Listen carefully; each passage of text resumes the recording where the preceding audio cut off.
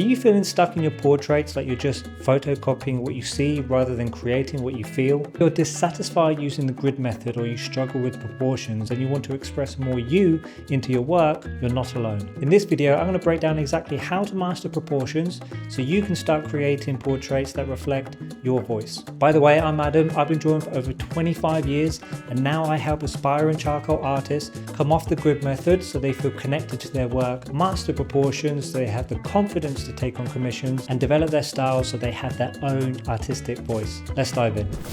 Now, before we jump straight into this drawing, let's actually have a look and see what it's showing us, just so we can take some kind of information into the drawing when we start it. So what are the first things that really jump out to you? What's noticeable in this reference that you can see? So for instance, her hair is lighter than her skin tones, and her skin tones are lighter than the background. So we have this layered depth within the reference. The closest element to the camera, her hair, is the lightest point, and then the background, which is the furthest point from the camera, it isn't the darkest, but it's one of the main darker values. You obviously have the darkest values here, here, and here.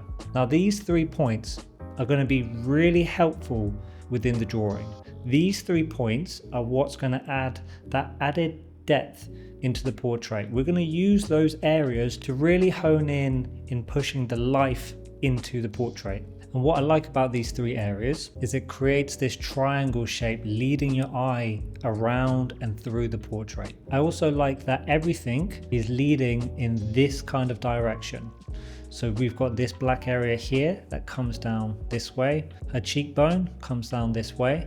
Her jawline comes down this way. Her chest area comes down this way. Her eye line as well comes through this way. Everything is almost kind of parallel in that line coming down that way. So I'm going to use this to my advantage, and I'm going to create a background that pulls in across this way through her and then out the other side, again coming in this kind of direction. So it's going to emphasize an entire movement going through.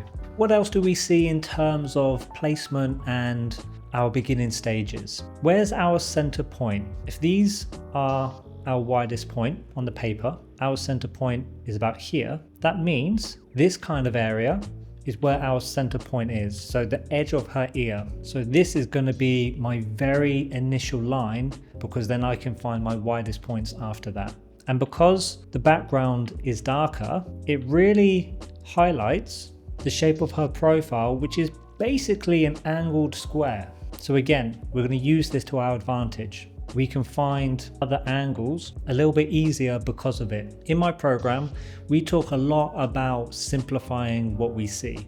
You have to understand how to put a portrait together properly first before you can actually start to simplify it and take things away. If you want to know more about my mentorship program, I'll leave a link in the description to book a call. The program is dedicated to hobbyists who feel dissatisfied using the grid method and struggle with proportions, to transform them into artists who take their work seriously so they can draw entirely by freehand, so they're connected to their work on a deeper level, develop their style so they have a distinctive body of work and have the confidence to take on commissions. I'll leave a link in the description to book a free call. Because we have this darker background, personally for me, I'm going to put that in first, because then that helps me gauge the values within her portrait, because I find it easier judging my lights against my darks rather than my darks against my lights. And this background is going to do a lot of the heavy lifting for us because of it. Now, I did the prep work beforehand, so I already have a decent idea of how I want this to look in terms of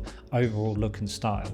I want to have bold, long brush movements coming through the background in this direction, and then have it open up in this triangle shape at the bottom, and have minimal detail coming through this area, just so the focal point stays up here. And working through this, there's going to be a balance. There's going to be a balance between accuracy and then also keeping it creative as well. And I'm making a real conscious effort that I'm not making the background too dark too quickly, because I want to build everything up as a whole. I want to work the portrait and the background in unison, which is why it's important that I keep any kind of detail to the very end.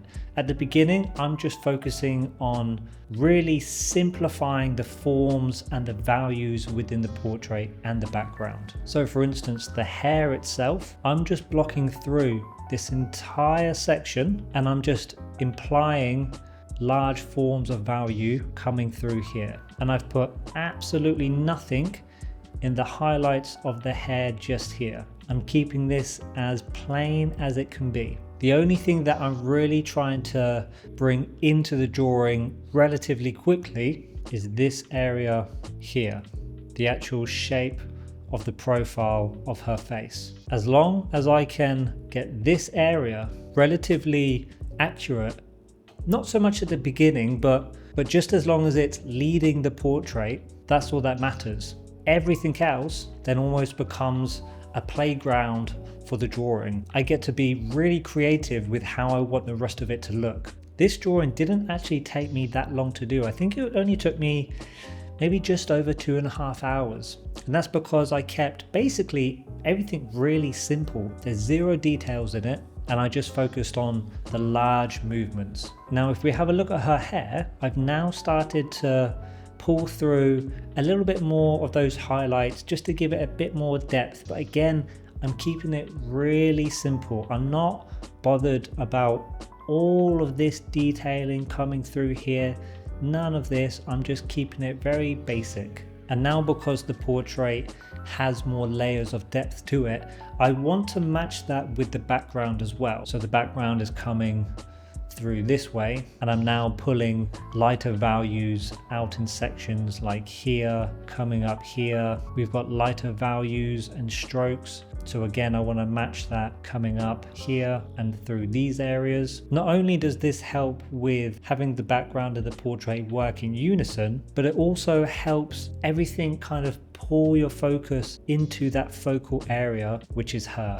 I then start adding these darker areas in here just to push her life through into her portrait, and then start creating more prominent values and edges in certain areas here, here, and the side of her face. And even though where it stands right now, it looks good, it looks pleasing to look at, but at the same time, it just felt like there was something just missing. I don't want to say it felt flat, but I felt like it was missing just a little bit of depth somewhere. And if we bring our attention back to the background where it comes through like this, and then I start pulling certain values away, such as here, and we've got like a lighter value coming through this way, and then we've got a dark mid value and then a lighter value coming through here.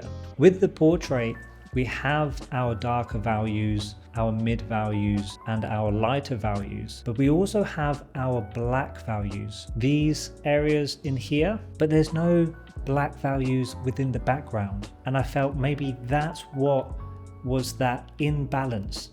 Everything else is matching all the way through, apart from the background just having a couple of areas where it has those really dark values coming through. So I brushed through just a couple of really dark values just through that center line there. And again, not only does it create more movement coming through that direction and pulls your focus into her, it now also balances with everything else in the portrait as well. And I feel it just added that little extra something that just completes the portrait. I appreciate it. I'll see you in the next one.